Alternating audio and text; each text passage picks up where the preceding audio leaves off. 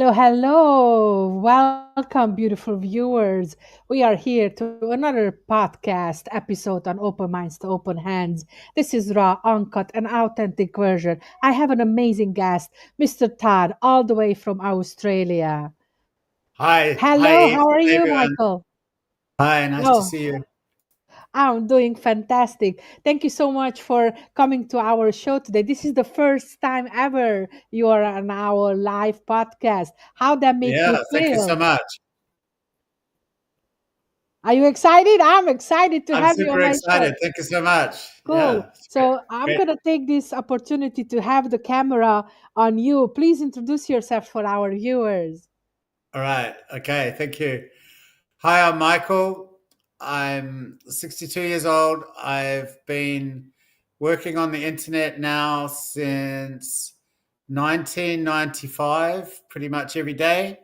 And I am a creature of the internet, I guess.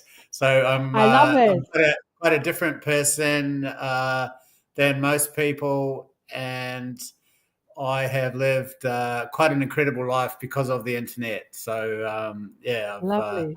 got some things to share about that and some other things. So I'm looking forward to talking to you for the next few minutes. So Thank yeah. you. Thank you. The first question, what I have for you, you started as a lawyer, and what was the transition and what was the turning point? You leave your courtroom and you leave your profession to come and dive into the digital space. Can I just explain my accent for people in case they spend the next half an hour wondering where I am from? Of course, I'm please. I'm a New Zealander who spent quite a lot of time living in London with, and I've also had an American partner. So a lot of people think I'm South African, but I'm actually a New Zealander with a touch of England and a touch of America, who has lived in Australia also for about 15 years. So I've lived in Japan for 15 years. I've lived in Australia for 15 years. I've lived in England for 6 years. So my accent is a real mishmash.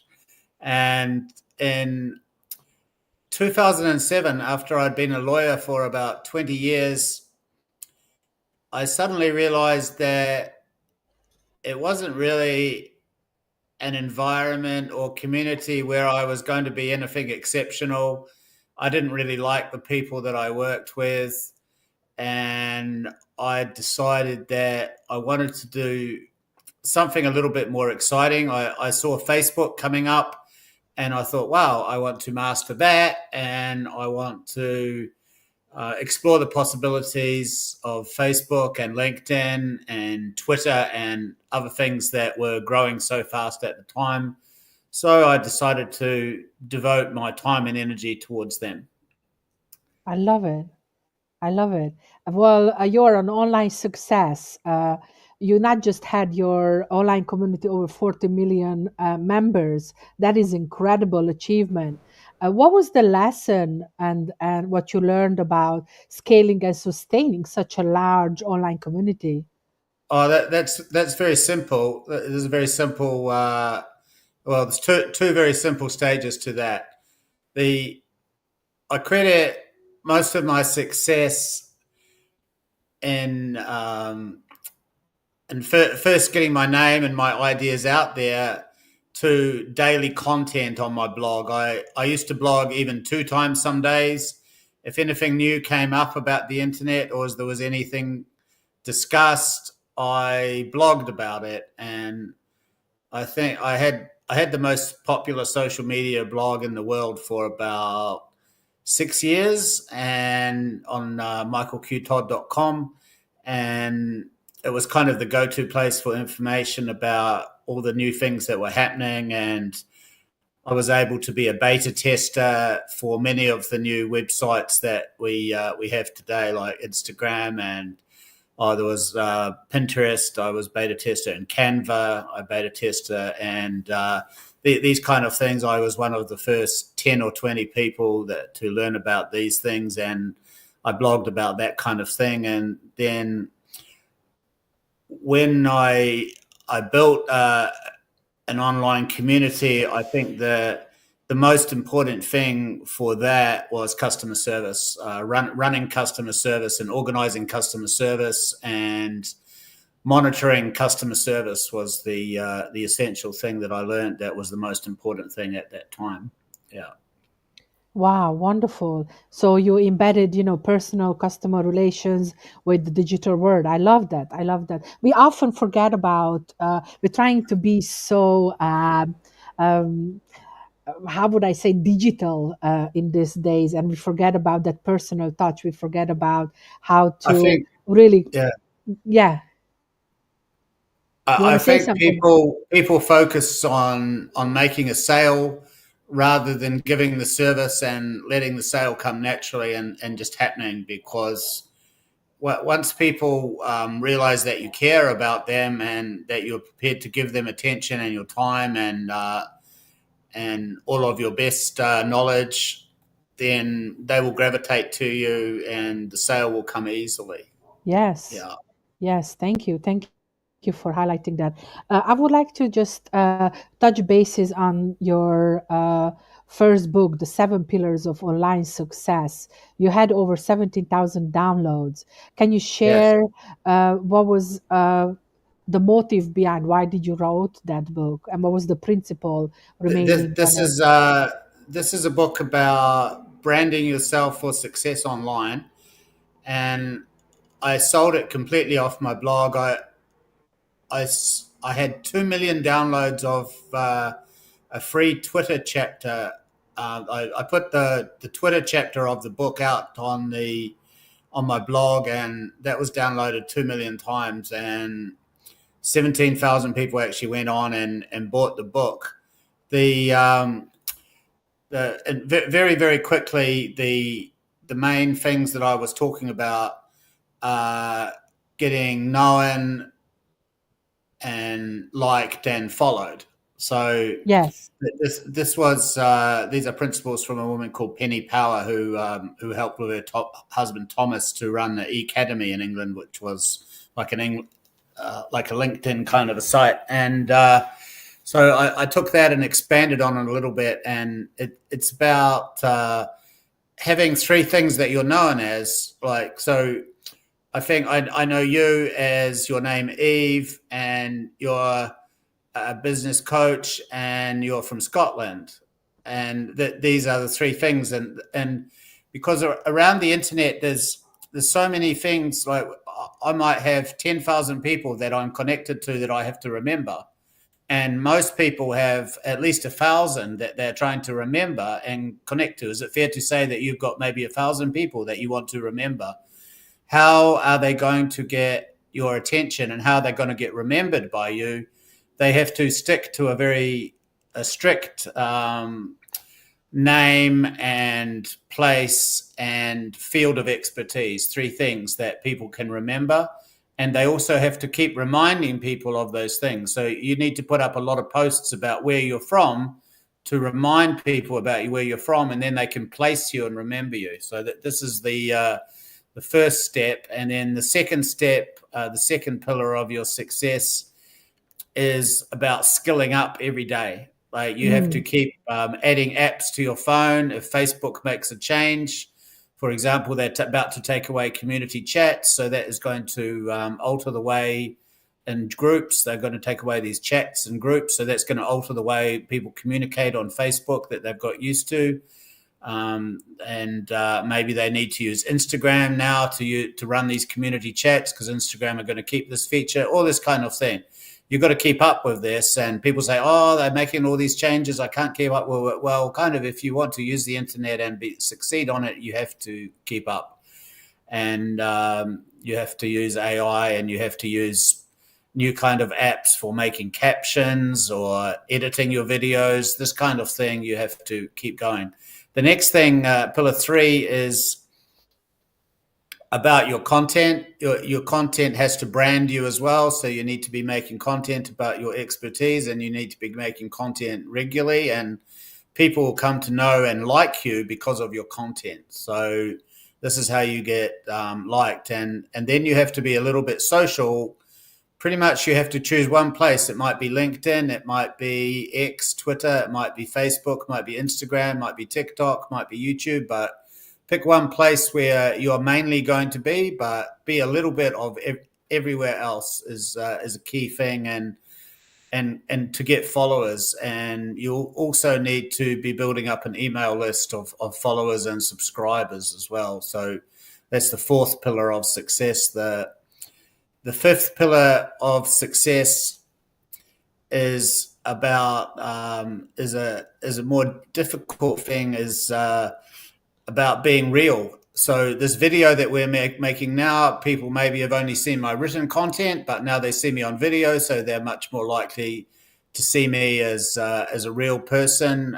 If you make, I'm here in my home now, so people can see my home, and you're in your home. People, if you invite people into your home, they're going to gravitate to you and see you as a real person. And it can even be for companies if they make videos of their staff parties, or they have their staff talking in their company offices. You can see Mark Zuckerberg does that very successfully. He's always making videos at Facebook and showing what Facebook looks like, and this kind of thing. And then pillar 6 is about making communities and getting involved in communities and getting your content shared around communities like Facebook groups, being involved in a whole lot of Facebook groups and sharing content into those groups and sharing content from those groups. So get yourself involved in communities of people who share content, and if they like you, they will become your sharers and your promoters just naturally. And you have to do Thank a little you. bit of that Before yourself. before you share the seventh pillar, I would say leave that for the audience who would like to know. Then we will drop the chat and we will give the information how can reach out and how they can actually purchase this from you. Because if you give all the golden nuggets, I'm pretty sure your beautiful viewers, you write this down, because this is golden. What we are having from Michael, all the power of branding. So write it down and get in touch with Michael if you want to know more and if you want to purchase this amazing And seven pillars dashboard. there's chapters, speciality chapters about how to use these pillars as about 15 different things, including as a coach, how to use the internet to promote yourself as a coach and as well. So I think I made chapters about how to be a real estate agent, how to be a coach. It's about 15 different things. So yeah, Wow, that is powerful. That is so powerful. Tell me, and Michael. it's a growing on getting updated book. So it's getting updated at the moment and maybe completely rebranded. I'm not sure, but yeah. Wow, fantastic, fantastic. That is great news. So tell us, Michael, how many times we should post on our main social media platform? Well, I've long been an advocate of the ideas of a guy called Gary Vaynerchuk, and a guy in New York, and he started teaching us in about 2003, 2004, that people are sharing more and more, and people are used to more and more content, and that content is getting shorter and shorter. And this thing like about bite-sized content, and that people can consume and maybe take one or two ideas out of in while they're on the bus or the train, or just got a tiny little bit of time. And so you need to catch people with these content. So if you're posting more and more, is mainly his message, and look at how much you posted last month and try and post more this month, but also try maybe to make it more shorter and put your ideas into bite-sized chunks, and I just like that. make short reels or videos with one or two ideas in them, maybe even just one. I like And that. people will this seems to be the content that gets consumed and shared more often now. People have got an increasingly limited attention span, and not only an attention span, but actually time to watch. If they see that something is going to be 2 minutes, they probably won't watch it. I They like want that. 30. They want 30 seconds. nowadays. Yes, So I love it. Bite size, 30 seconds. I like yeah, that. that's is Thank an you. important thing. Great advice. Great advice. Well, before we wrap up, again, it was a pleasure to have you on the show, and all the golden nuggets and all the knowledge what you have is just fantastic. It is really amazed me how people really have the knowledge what you have about branding. But I really would like to take a little turn here before we wrap up. I have two more questions. I want you to really highlight and talk about longevity and what does that mean to you, please. I've been lucky enough to have had quite an amazing life experience. In 1998, not sorry, 1988, I suffered a terrible affliction. I woke up and my whole body was frozen, and I didn't know what had happened to me. And it turned out that I had inherited a condition from my parents, and who had never been triggered with it, and they didn't even know they had it. And I I was told that I was never going to run again, and that my spine, all the tissue in my spine between the nerves and the actual spinal bone was degenerating quickly, and that there was nothing that they could do about it, and all they could do was give me painkillers and steroids, and I would just have to be in a wheelchair for all my life. And in 1996, I was in a wheelchair, and I went 8 years after this, and I went to China, and this is the Q in my name for the Qigong and the Tai Chi and this kind of thing. And I had an amazing experience then, and I bless this condition now because it's made me take much better care of my health. And I had to study a lot about longevity and about how to fix myself. And now I've got to the stage where I'm 62. I'm still hitting the golf ball as far as I ever had, and I'm possibly the best tennis player for my age in my region. And I am still able to play rugby and do karate and snowboard and all of these kind of things. And this is all due to quite strict with what I eat and drink, and taking a lot of supplements, doing a lot of stretching, taking care of my weight, taking care of a lot of things, really. So I've got a book that I'm rebranding at the moment, and I lived in Japan for 15 years, and I studied a lot about how the Japanese live longer. Wow. And I put together about a hundred chapter book about 100 different ways that you can learn from the Japanese about how to live better and longer. And I like to speak about this and how not to give up if you get a bad health diagnosis, and work on it yourself. And I hope to speak about this on October the 4th Oh, on the yes. stage, on the virtual stage with you. And I'm excited about this opportunity. Thank you, Eve.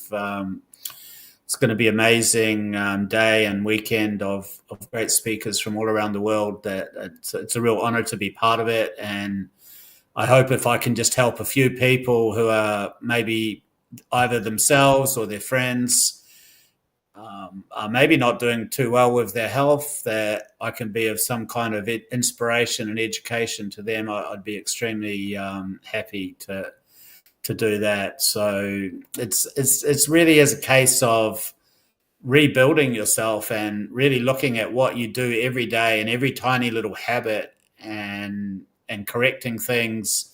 Of course, it's not easy to change habits, but if you are able to, then it's going to be a massive transformation for you, I think. So Well, thank you. Thank yeah. you.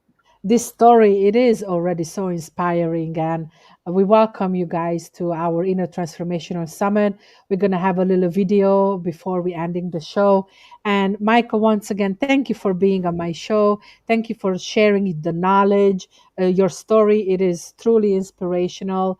And I already want to buy that book. So let me know when it's Can I ready share because, I'll share the seventh pillar for you, because I yes, put this yes. the whole thing is that the seventh pillar is about being awesome and really believing in yourself and believing in your product or service.